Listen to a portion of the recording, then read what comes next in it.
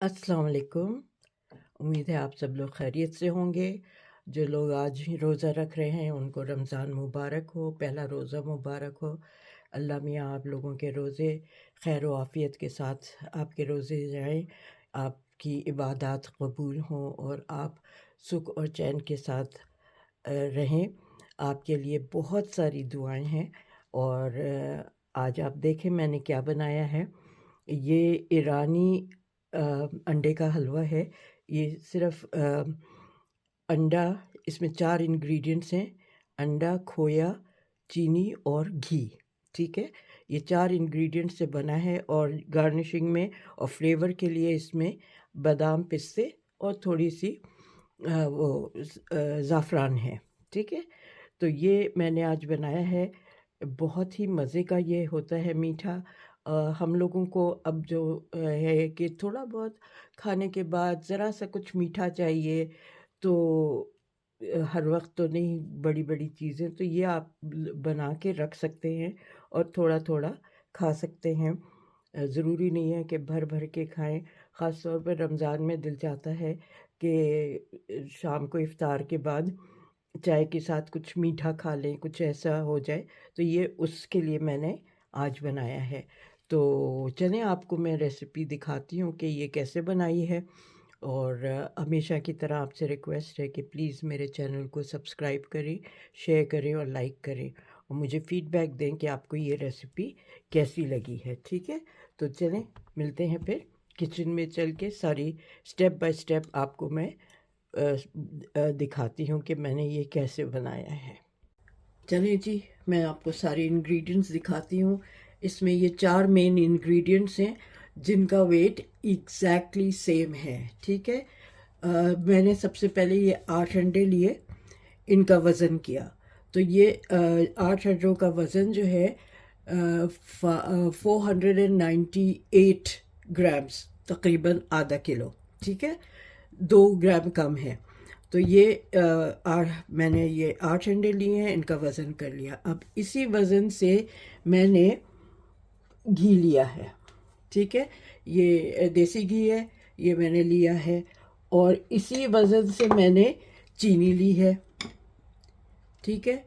ये चीनी ली है, यही वज़न है और इसी वज़न से मेरे पास जो घर का मैं खोया रखती हूँ, ये वो है, ठीक है?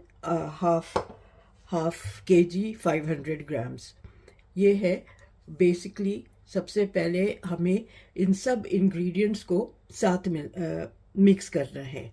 तो सबसे पहले मैं अंडा और चीनी को अच्छी तरह मिक्स करूँगी, पूरी सही तरह से ब्लेंड हो जाए। फिर उसके बाद मैं उसमें खोया भी ब्लेंड करूँगी, मिक्स कर दूँगी और बाद में घी, जब मैं इस ये मिक्सचर को कढ़ाई में डालूँगी तो उस वक्त मैं साथ घी भी डाल दूँगी, तो वो पिघलता जाएगा और इसके साथ मिलता जाएगा। चलें तो फिर सबसे पहले मैं इसको अंडों को और चीनी को फेंट के हैंड बीटर के साथ मिक्स कर रही हूँ। आप इसको जग में जो है उसमें भी कर सकते हैं, आप हैंड ब्लेंडर के बीटर के साथ भी, वो हैंड ब्लेंडर के साथ भी कर सकते हैं, तो जो भी आपके पास सहूलत हो। मैं ये इससे जो केक का बीटर है मैं उससे कर रही हूँ, ठीक है? तो मैं इसको इसमें ये जैसे चीनी है ये डालती हूँ और इसको अच्छी तरह से मिक्स कर लूँगी, ठीक है? ये है पूरा आधा केजी। ओके, तो ये सब मिक्स करके अच्छी तरह मैं आपको दिखाती हूँ। ये मैंने कढ़ाई में डाल दिया है, अभी घी नहीं डाला है। इसमें मैंने खोया, अंडा और चीनी जितना अच्छा मैं उस पर मिला सकती थी वो मैंने मिला लिया है और अब मैं इसको बहुत हल्की आंच पे ये पकेगा, ठीक है? अगर आपने तेज़ आंच कर दी ना तो अंडा जल जाएगा, तो इसको आपने बहुत अच्छी हल्की आंच पे पकाना है और थोड़े से यहाँ इसमें जो खोए के पीसेस हैं वो भी मेल्ट हो जाएंगे। तो बिल्कुल हल्की आंच पे करना है और इसको कंटिन्यूसली चलाना है, ठीक है? ये ईरानी वो है रेसिपी, ईरान की है। एक बोरी कुजीन की होती है ये अंडे के हलवे की रेसिपी, जिसको अंडे का मैसूब कहते हैं। उसमें खोया नहीं डलता है, उसमें 3 इंग्रेडिएंट्स होते हैं खाली, अंडा, चीनी और घी। ये वाला ईरान से आया है और इसमें आखिर में थोड़ा सा वो डालते हैं ज़ाफ़रान, क्योंकि ईरान में ज़ाफ़रान बहुत होता है, तो उनके यहाँ के उसमें ज़ाफ़रान ज़्यादा फिर भी नहीं डालते, क्योंकि इसमें बेसिक जो रहना चाहिए वो अंडे का रहना चाहिए। ठीक है, अब ये थोड़ी देर में बिल्कुल हल्की आंच पे पकता रहेगा और मैं आपको थोड़ी थोड़ी देर बाद इसको दिखाती रहूँगी, और जिस वक्त मैं घी डालूँगी उस वक्त भी आपको दिखा दूँगी। लंबा प्रोसेस है लेकिन स्लो हीट पे ही ये पकता है। ओके, तो मैं आपको बीच बीच में दिखाती रहूँगी जैसे जैसे इसका टेक्सचर और कलर चेंज होगा।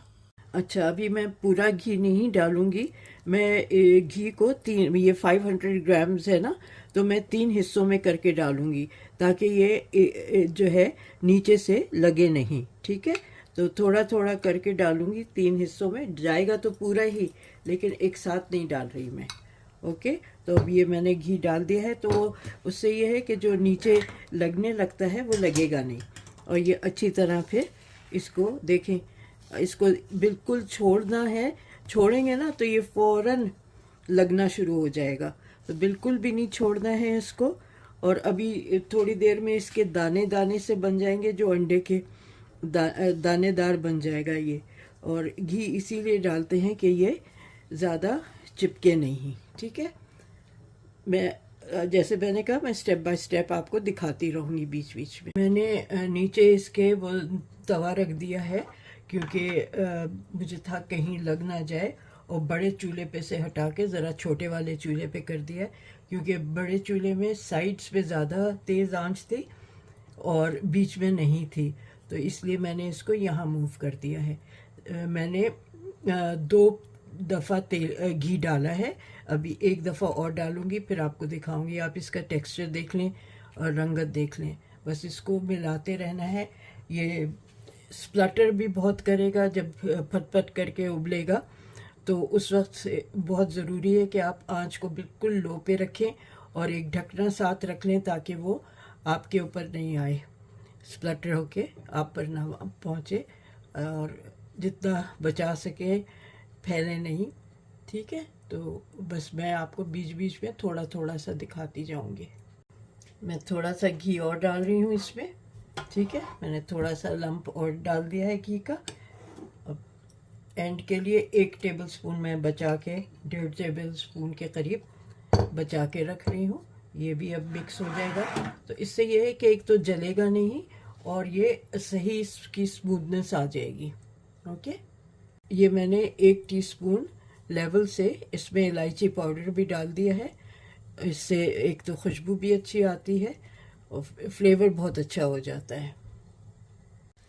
ये जी, मैं आखिरी जो मेरे पास घी का पोर्शन बचा हुआ था वो डाल रही हूँ। अब ये पूरा आधा किलो मैंने इसमें घी डाल दिया है।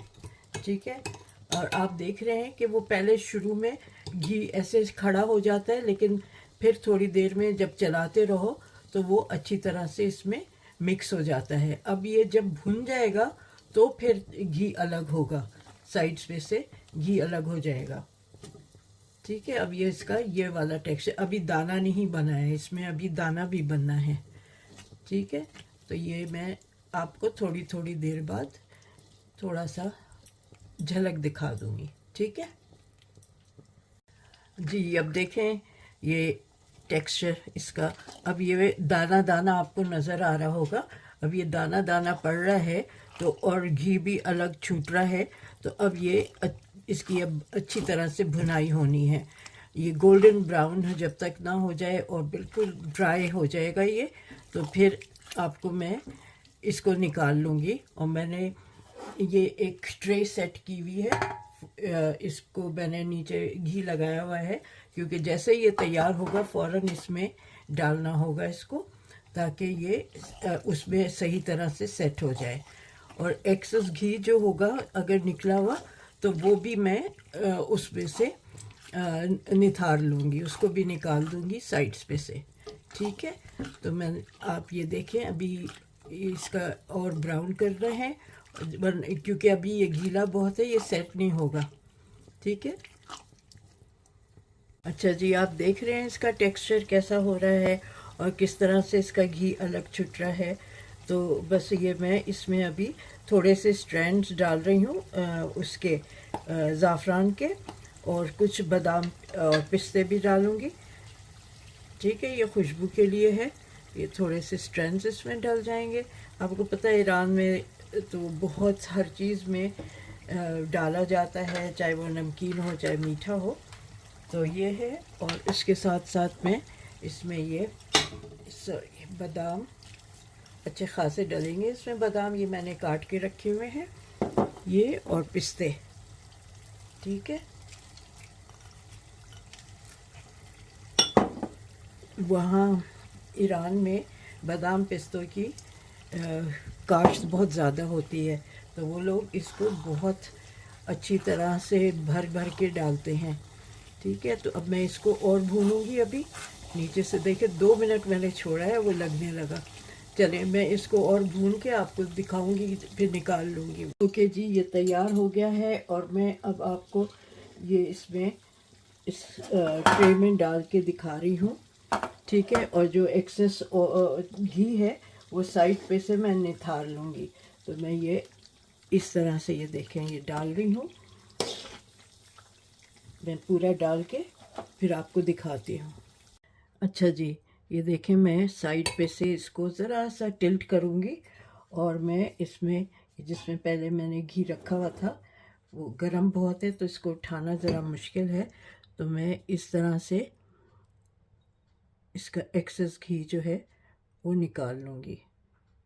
ठीक है, ये इस बहुत अच्छी तरह भून गया है, और ये घी ज़ाया नहीं होगा। कोई और मीठा बनेगा तो उसमें यूज़ हो जाएगा। इसको ऐसे अच्छी तरह दबा दबा के सेट करती हूँ, और फिर ये एक्सेस घी निकालती हूँ। ठीक है, आपको दिखाती हूँ, ये जितना निकाल सकती हूँ मैं निकाल के दिखाती हूँ। हाँ जी, ये देखें कितना सारा घी इसमें से निथारा है मैंने। ये सारा घी निकल गया है। अब मैं इसको सेट करती हूँ, और ये थोड़ा सा इसमें और ऊपर से ये डाल रही हूँ बादाम पिस्ते। ठीक है, उससे ये है कि अब जो एक्सेस घी था वो सब निकल गया है। तो अब मैं इसको थोड़ा ठंडा होने दूँगी, फिर आपको दिखाऊंगी। अच्छा, जो वो हैं ईरान के लोग, वो नहीं लगाते हैं चांदी का वर्क।